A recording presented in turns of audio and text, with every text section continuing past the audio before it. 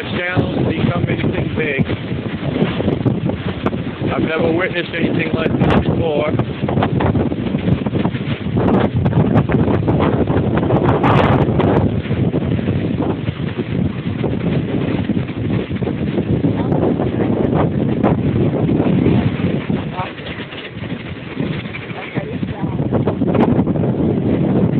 It's dissipated for a moment.